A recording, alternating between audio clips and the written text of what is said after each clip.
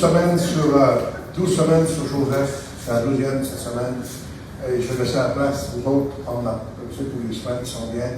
Et c'est la dernière aujourd'hui, on va parler sur l'avenir. Hein, et parler de l'accumulation que David devait pleurer avec ses frères. Ça avait tellement pleuré, longtemps au cou de son père, il avait pleuré parce qu'il avait manqué. Hein. Après ça, j'ai parlé de l'aboutissement.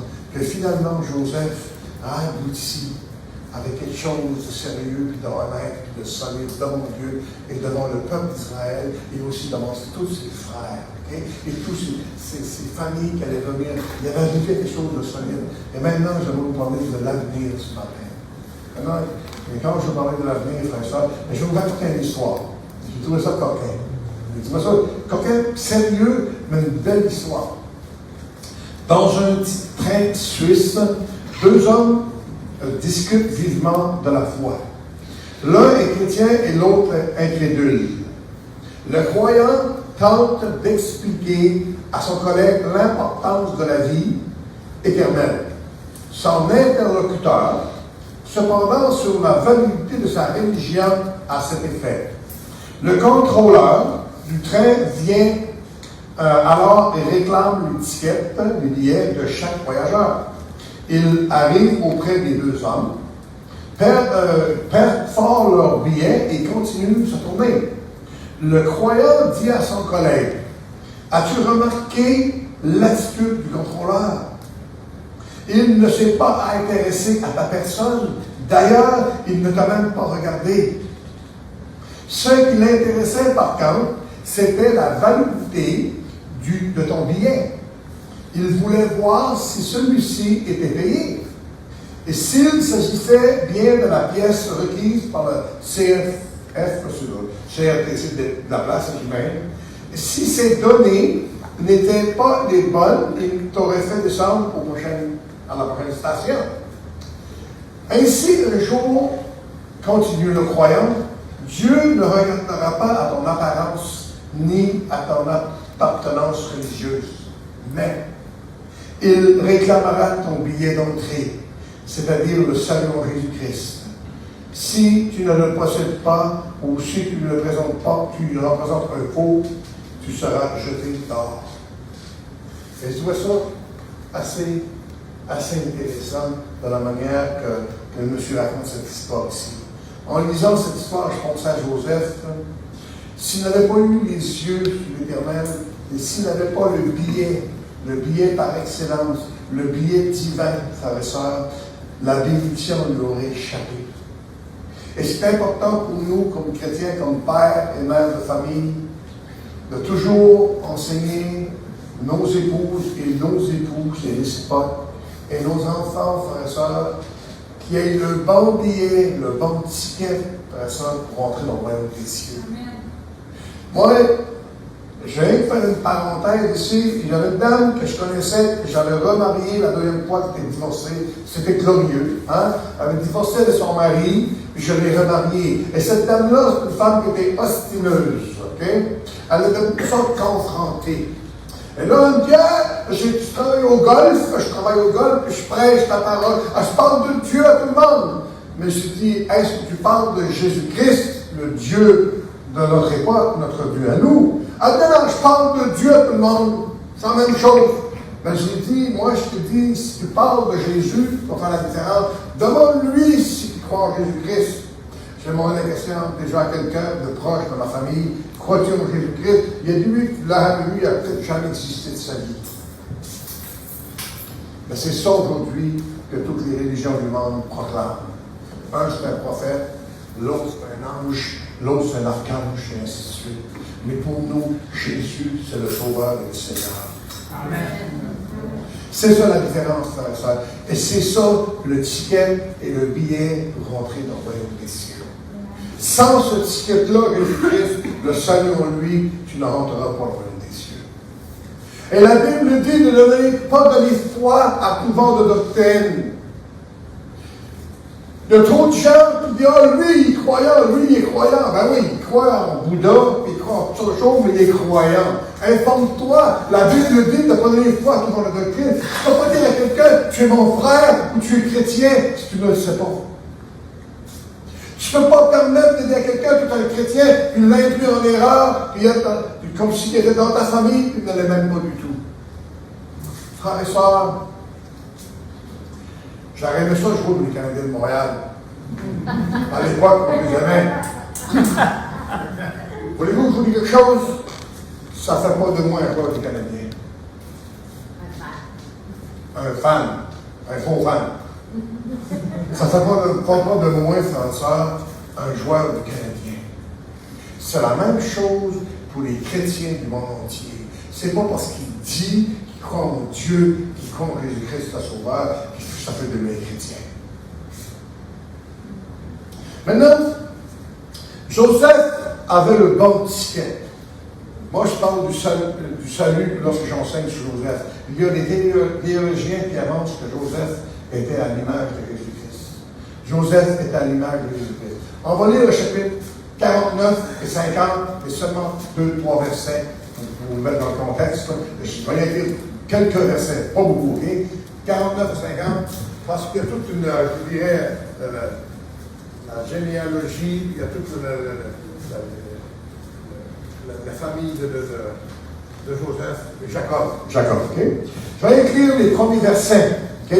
Jacob, au chapitre 49, Jacob appela ses fils et dit, assemblez-vous, et je vous annoncerai ce qui vous arrivera dans la suite des temps.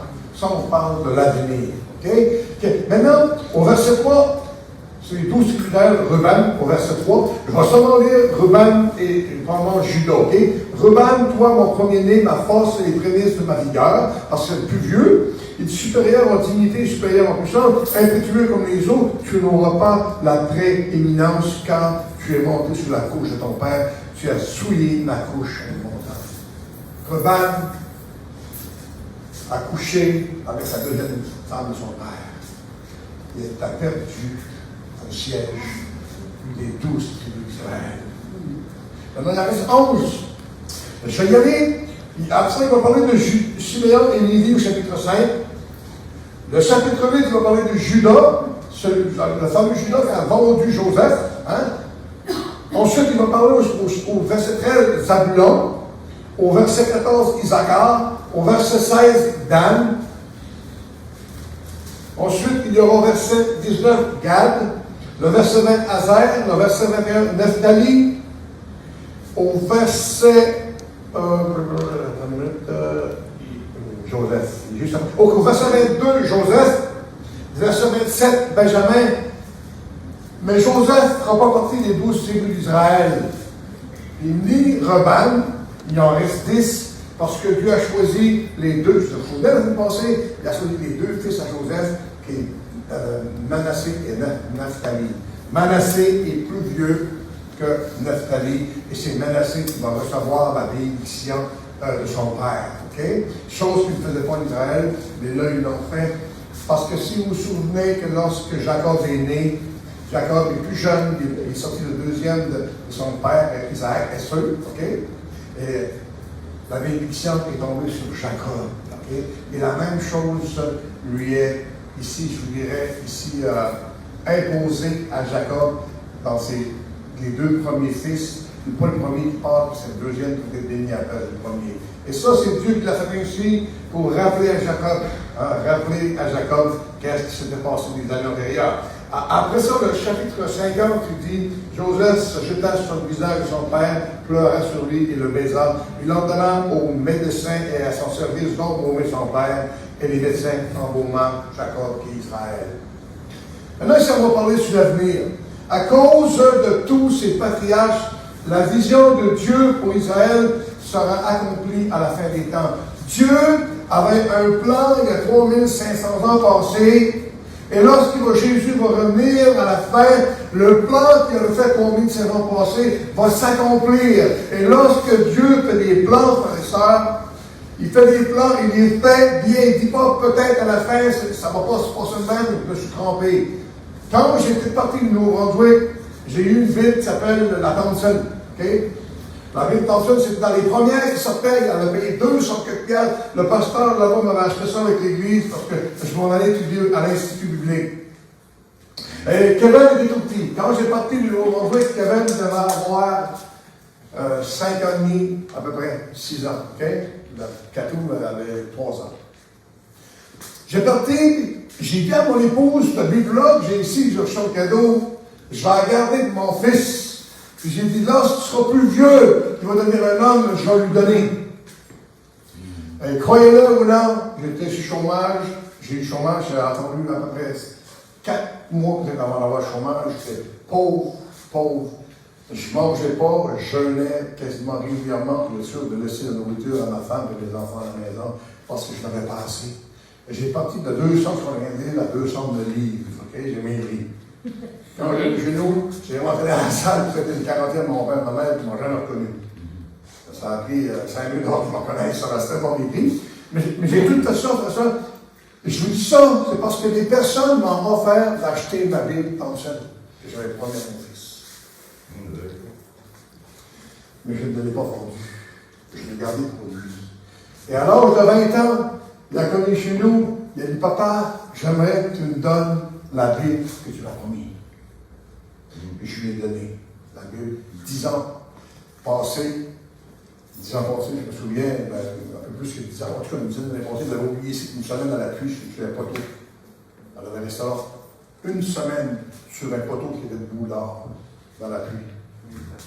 Intact, il avait ouvert sur la terre, parce qu'il n'y avait pas de goutte d'eau qui avait tombé dans la Bible, il l'a retrouvé une semaine après sur le poteau, ici à l'extérieur. Et je vous dis comme ça, frères et sœurs, parce que quand Dieu fait des plans, OK, il promet des choses, il garde ses promesses jusqu'à la fin. Si j'avais vendu la Bible ou donné la Bible à quelqu'un, comme j'ai fait maintes fois dans ma vie, donner mes Bibles, puis Kevin avait venu voir, j'aimerais ça que tu me donnes la Bible qui aimait tant. Il fouillait là-dedans, il fouillait ma Bible, il gardait je pense que je ne savais même pas lire encore, mais il fouillait ma Bible, il gardait dedans, il trouvait ça beau. J'ai un jour, on va voir, c'est Kevin. Mais si j'avais donné la Bible, possiblement, il aurait été déçu. Il aurait dit, papa n'a pas respecté sa parole. Frères et sœurs, Dieu, lorsqu'il a réuni le peuple d'Israël à travers Joseph, savez-vous une chose? Comment tu dois garder mes enfants? Je ne suis pas dans une famille qui est jeune, qui a des bébés, qui a des maîtres, Richard, qui a un bébé. Conduis ta famille, fais attention. Conduis-les comme Jacob a conduit ses enfants. Tu peux toujours faire la même chose. Joseph, l'histoire de Joseph commence quand il a 17 ans, puis ses frères sont là à 25, à 26, à 27, à 28 ans. Dis pas, ils connaissent le Dieu d'Israël, le Dieu de leur père, mais ils ne connaissent pas le Dieu personnellement, comme qu'ils l'ont connu à l'âge de 45 puis 50 ans, parce que quand 20 ans après, Joseph est en camp, celui de 25 ans, il va à 45 ans. Et c'est là que Dieu leur parle, puis c'est là que Dieu les transforme à 40, 45 ans, 50 ans. Ça veut donc dire que l'âge n'a aucune importance, frère et sœur. Quand Dieu a accompli une promesse au début, c'était dans le but de la terminer. Et lorsque nous, on prend nos familles, on commence à leur prêcher l'Évangile, on commence à leur parler de Dieu à nos enfants, on le fait pour que plus tard, il y ait la vie de Christ. Moi, j'ai prêché l'Évangile à un homme, à mes amis, il m'a foutu dehors, il chante mon numéro de téléphone, je ne peux jamais voir la face. Puis 10 ans après, je le baptisais dans les eaux du baptême. C'est moi qui le baptisais. Yes. Joseph s'est jamais dit, je vais perdre tous mes frères, c'est fini maintenant. Mais Joseph aimait assez ses frères et assez Dieu à travers l'amour que son père lui a donné, Jacob, pour être capable d'espérer qu'un jour ses frères soient avec lui et tous ses frères étaient avec lui. Et non seulement ça, parce que lorsque Jacob est monté du pays de Canaan, il était soit 12 personnes, soit 10, soit 12 personnes qui est monté environ dans ces chiffres-là, ces deux chiffres-là, qui est monté là. Il y a plein de visages que Joseph, tout, à part ses frères, le reste, jamais Joseph les avait vus. Mais il y a assez d'espérance pour croire que Dieu est capable de faire un travail. Frères et sœurs, nous, c'est important. Moi, j'ai enseigné à mes enfants dans la femme de l'avenir, je me suis enseigné à moi-même l'avenir. Ça fait 32 ans que je marche en Jésus-Christ. Le dimanche passé, je suis assis là, lorsque le louange voit, puis je crie encore à Dieu, et je vais te servir pour le restant de mes jours encore.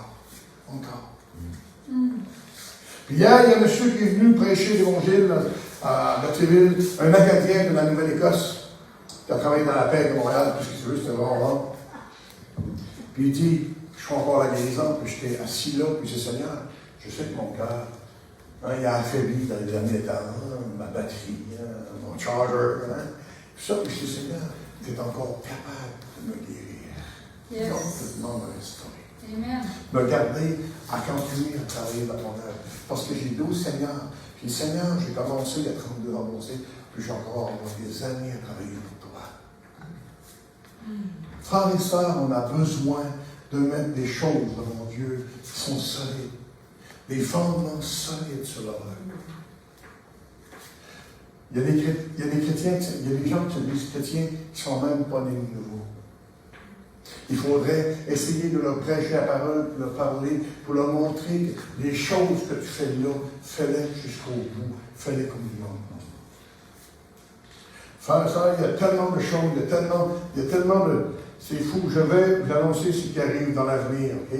C'est ça que son père lui dit, Jacob, qui est son fils. Et je vais m'arrêter sur Jacob, le père, où il parle à Judas et Joseph.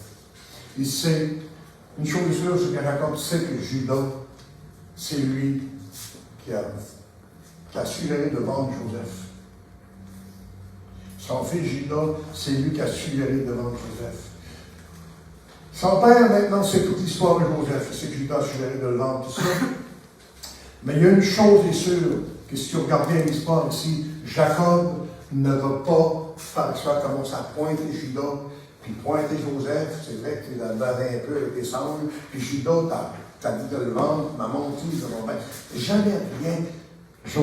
Jacob regardait l'avenir, frère et sœur. Ainsi qu'il a conseillé à son fils de regarder l'avenir et d'oublier ce qui s'est passé. Parce que le temps que tu tournes en rang avec le diable, toutes ces histoires, frère et sœur, tu peux attendre. Il y a longtemps que quand je marchais en rang avec lui, j'ai sorti du rang, j'ai laissé le rencontrer à tourner, frère et sœur, parce qu'il y en a encore qui tournent en rang. Et je vais vous dire une chose, frère et sœur. Jacob a oublié ce qui s'est passé, il était dans l'avenir. Et il a fait venir ses 12 fils, les 12 tribus d'Israël. Il a quand même amené Ruben pareil, puis il lui a dit, c'était le premier, c'était mon plus vieux, mais à cause de ton péché, tu ne rentres pas. Il a passé tous ses fils et il a tout donné des bénédictions à un autre, soit bonnes, soit mal. Il a tout donné des bénédictions qu'il avait leur donné. Et comme père, il était responsable. Comme père et mère, nous sommes responsables de nos familles. Peu importe, je vous dis que Dieu peut les sauver à 45 ans, même jusqu'à 45 ans, comme il a fait au fils de Jacob. Il a sauvé ses enfants à l'âge de 40-45 ans. Il peut le faire avec les tiens aussi. Même si tes enfants ragent dans le monde, puis tu penses que c'est impossible. Ben, je voulais une chose, quand je regardais mes enfants dans le monde, mais Seigneur, c'est une chose impossible pour moi. Je ne sais pas comment je vais y arriver. Aujourd'hui, je suis béni parce que Dieu, puis je vois d'autres personnes aujourd'hui qui ont flatté dans le monde, qui ont tout fait ce qu'il y avait à faire. Aujourd'hui, ils sont en Jésus-Christ. Ils parlent du Seigneur. Ils servent le Seigneur. Frères et sœurs, les choses sont impossibles à l'homme, mais possibles à Dieu. Yes. Maintenant, Jacob, après toutes ces, Judas, après tous ses déboires, sera restauré, mais il y a encore des brèches dans ses descendants. Vous savez, quand Judas a dit, on va vendre Joseph, c'est lui qui a donné le plan, ses frères n'avaient pas pensé. Mais il y a des brèches. Vous savez que Judas, c'est la lignée de Jésus. Hein? Oui. Moïse, David, après ça, la lignée de Jésus. Et je vais faire quelques petites... Ici, il y aura des brèches. Aram, l'un des fils, il va se mêler avec les Syriens, qui est les pavillons du pays. Il y aura le roi David qui va faire la lumière. Il y aura Oram, qui a attiré beaucoup de fléaux sur Israël, frères et sœurs. Okay? Ça, c'est toute la descendance du péché de Judas sur ses enfants. Okay? Et la finale, il y aura la déportation de 70 ans en Babylone, et la finale va se terminer avec Jésus-Christ qui va naître et qui va venir restaurer le peuple d'Israël. Qui va venir restaurer. Et aujourd'hui, ce peuple d'Israël-là, frères et sœurs, nous a permis, nous, d'être capables d'atteindre le salut. Parce que c'est vrai que Jésus était venu pour sauver Israël, parce qu'au-dessus de la croix, c'était marqué en haut, là, Jésus voit les Juifs. Mais à cause qu'ils l'ont crucifié là, ça a permis à Judas, de Moïse, toute la descendance, David, Jésus, on est sauvés à cause de ça. Savez-vous pourquoi? Parce que Dieu avait fait un plan, frères et sœurs, un vrai plan qui a respecté ce qu'à la fin. Et lorsqu'on élève nos enfants, frères et sœurs, moi j'ai un fils et une fille que je les aime. Je vous dis honnêtement, je les aime tellement. La femme m'a dit ça encore hier soir. Elle me flattait les cheveux, et à l'heure du matin, elle a fini de faire une affaire à la maison. Elle me flattait, elle était couchée face à face, elle m'a dit, c'était un bon père. C'était un bon père. Je dis, ah ouais! J'avais une couche de bidon, ma femme. Elle me flattait les cheveux. Ah ouais, c'est pour ça. Elle me flattait les cheveux. Oui, madame, oui, c'est vrai, je suis un bon père. Mais c'est elle qui le disait. C'est elle qui disait que j'étais un bon père.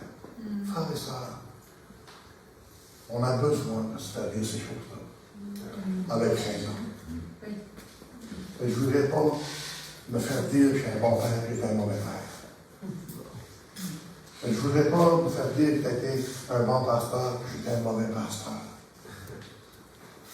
Je ne voudrais pas me faire dire, t'as conduit sérieusement, t'as conduit le peuple d'Israël, puis tu l'as mal conduit. Parce qu'on fait partie du peuple d'Israël, frère. Jacob est arrivé en Égypte. Il a regardé son fils Joseph depuis 20 ans, puis ils se sont serrés, ils ont pleuré longtemps. Il a peut-être regardé et dit, je suis là.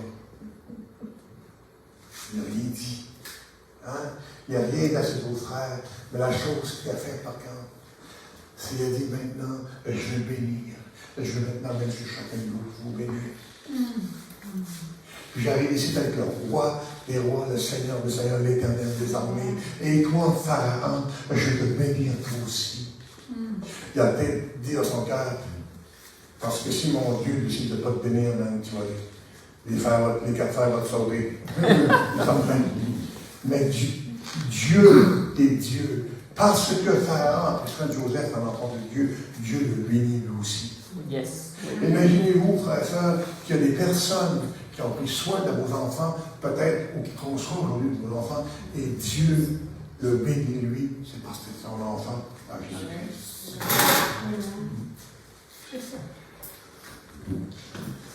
Ça, c'est le Dieu que moi je connais. Ça veut donc dire que peu importe où mon fils, ma fille se rend, Dieu a le regard sur eux à cause de moi, comme Dieu a le regard sur Joseph à cause de son père Jacob. Amen. Ton père et ta mère, c'est la même chose. Ton père et ta mère, c'est la même chose. Ma mère, hein? Je ne crois pas dans ton histoire, elle est au Seigneur, il y a 4-5 ans passés. Mon père, le petit jeune, mon jeune, c'est moi qui t'enseigne à la religion, assis-toi, alors je t'écrase.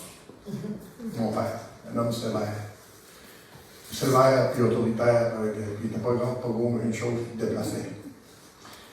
Mais à la fin de sa vie, c'est moi qui prêchais l'évangile, c'est moi qui parlais de Jésus avec lui, toutes les deux, on pleure ensemble.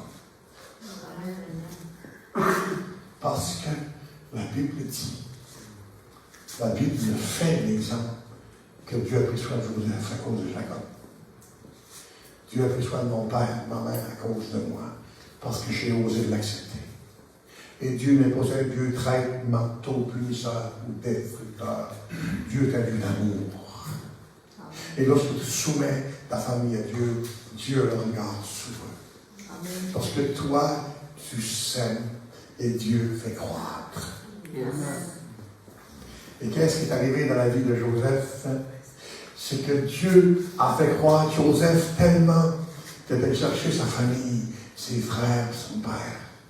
Les amener au milieu de lui, de ses familles. Parce que, Dieu est un Dieu d'amour. Alors, ce qui est important pour nous, frères et sœurs, il y a une parole, c'est là, qui est dit à Judas, à Jacob, il dit à son fils Joseph, Jacob, au verset de 22 à 26 du chapitre 49. 22 à 26 du chapitre 49. Regardez ce que Jacob, son père, va dire à Joseph. Envoie-le qu'il y a quand même une attention particulière pour Joseph, parce que c'est un homme qui a marché avec Dieu. C'est certain que j'ai une attention familière, moi aussi, je favorise mes enfants parce qu'ils marchent avec Jésus-Christ. Hein. Dans mon cas, à moi, c'est normal. Et c'est normal. puis je dis une chose, c'est la raison de tout le monde de le faire de cette façon-là aussi. Okay? Il dit au verset 22, il dit, Joseph est le rejetant d'un arbre fertile. Le rejetant d'un arbre fertile près d'une source. Les branches s'élèvent au-dessus de la muraille. Ils l'ont provoqué, ils ont lancé des traits, les archers l'ont poursuivi de leur haine, mais son arc est demeuré ferme, et ses mains ont été fortifiées par les mains puissantes de Jacob. Joseph, la Bible dit que son arc a resté ferme. Frères et sœurs, ça me dit beaucoup. Est-ce que ton arc est ferme ce matin? Tes enfants ne peuvent pas finir en enfer ou finir malheureux. Parce que c'est toi qui les as engendrés, puis enfantés, et ainsi de suite, qui les a enseignés. Dis-toi une chose, tôt ou tard, comme Joseph se disait, tôt ou tard, je verrai peut-être mon père, mes frères, ou je vais les voir. Et lorsqu'ils sont présentés devant lui, frères et sœurs, Joseph savait qu'à partir de là, que de l'avenir dans sa vie commençait à se présenter à lui, puis commençait à se faire connaître à cause des visions qu'il avait eues, puis il n'avait pas encore fait à personne. Qu'il allait finalement présenter des visions qu'il avait eues, okay? Et finalement, ça allait se réaliser. Et frères et sœurs, on a besoin comme Joseph, avoir notre arc qui est ferme. Je projette d'avoir des enfants dans le futur bientôt. On ne sait pas comment ces choses arrivent, mais je peux dire une chose, que ton arc soit ferme. Oh oui, puis non, peut-être oui, peut-être que non, frère. C'est Jean Coutu, en même temps, c'est pas Jean Coutu. Hein? C'est dit ça, c'est Jean Coutu, mais c'est pas Jean Coutu. Hein? C'est pas même ça marche, là, les frères et sœurs. Ça marche, sois ferme. Tu élèves tes enfants dans les voies de Dieu si tu as compris le message de l'Évangile. Si tu n'as pas compris le message de l'Évangile, c'est une autre affaire. Ça se peut qu'il y ait des journées que, oui, c'est Jean Coutu. L'autre journée, c'est plus Jean Coutu du tout. Ça se peut qu'il y ait des journées que, oui, mon fils marche droitement, puis une autre journée, ça va tout croche, puis fait tout ce qu'il veut. Frères et sœurs, je vais vous dire une chose. On est tous ici ce matin avec l'oreille ouverte. Puis on comprend toute la parole de Dieu, je crois. Un jour, fais attention. C'est une garde, lui, tu regardes plus loin. Fais attention lorsque tu vas te présenter devant Dieu. Parce que tu vas répondre pour toutes les paroles et toutes les actions que tu as dites et faites devant Dieu. Puis une autre affaire, j'aimerais te dire, on est des chrétiens, fais attention, touche pas un chrétien. Touche pas un enfant de Dieu. Si tu es enfant de Dieu, respecte ton frère, ta soeur. Comme Jacob, comme Joseph a fait, il a respecté tous ses frères. Okay? Il n'a rendu rien à personne. Il ne l'a pas pointillé, il n'a pas frappé sur lui. Frère et sœur, que ton arc reste ferme. Parce qu'un jour, tu vas payer devant Dieu. Tu vas payer pour les paroles qui t'ont dit de trop. Et ainsi de suite. Je vais terminer avec ça, frère.